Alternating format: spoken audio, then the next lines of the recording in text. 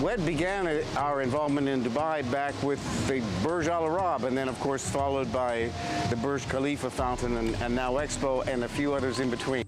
The biggest fountain we've ever done, and it still stands today, is the Dubai fountain. I believe that remains the largest fountain on planet Earth. But what we've had the opportunity to do here is, in many ways, I think our most exciting and our best, in that we've created something completely different than what anyone else expects from a water feature. I mean, the water starts at the top and falls down. Most fountains start at the bottom and go up. The one question people keep insisting that I answer, and I don't like to, they keep wanting me to give away the technology behind this. But, well, since you've been so persistent and asked me, I guess I'll give you the answer. It's magic. Oh, okay. You know, in any good story, you've got the good guy and the bad guy. The theater people call it the protagonist and the antagonist. Okay, well, water is the protagonist. Obviously, water is the source of life. In that sense, fire is the antagonist. So we thought we'd bring them together, not to fight. When you see them here, they're playing together. Well, what happens is, and our thought was, let's call this place something beyond what's real. I mean, the Expo is fantastic. This is the greatest Expo ever. And there's so much exciting technology and advancements and everything that's done. But I think all of us have a little craving in ourselves for something that's maybe a little bit magic, maybe not quite founded in the hard things of the world that we touch.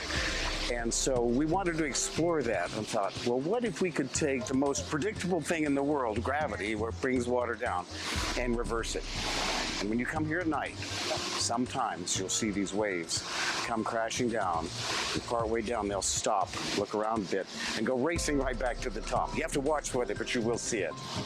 We've been working on this project since I think it was 2018, so that's about 4 years with the fantastic Expo committee and of course Her Excellency Reem Al-Hashimi. And that's how long it's taken. A little bit of COVID pause in there, you know, but like the rest of the Expo, we're, I think, a statement to the fact that even adversity can be overcome when the objective is something wonderful. One of the things that really excited me about this project was the 3 goals of the Expo. Sustainability, very important, mobility, and of course opportunity. Well, I think we have them all 3 here in our feature. I mean, sustainability, we're working with recycled water, clean, pure, crystalline water that we use over and over again. And then fire.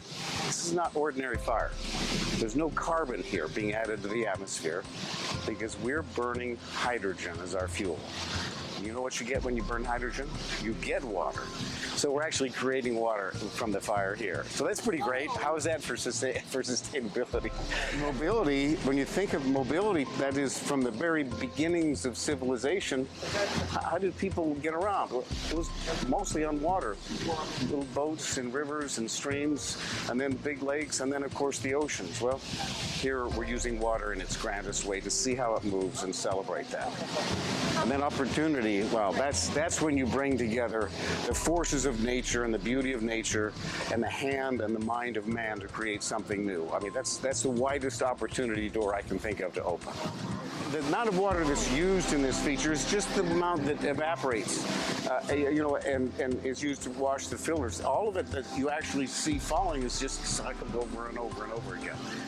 So what we've created, you hear this music in the background. Yeah. This is an original score written by one of the greatest, in my opinion, the greatest living composer of modern music, Ramin Djawadi. If you're a fan of Game of Thrones or Westworld or Iron Man or any of those great films, Ramin Djawadi wrote the music for that. He wrote this music for this, for nothing else that's never been heard before. And so this music, which is called Surreal, as is our fountain, and our performances here will continue throughout the entire duration of Expo. Oh, we're working on a number of other exciting projects, which I'm sworn to secrecy about, but they're sort of in the general area here, so you'll all be able to go see them. Oh, in Dubai? Well, in the area. In the area. Including some in Dubai, yes. Okay.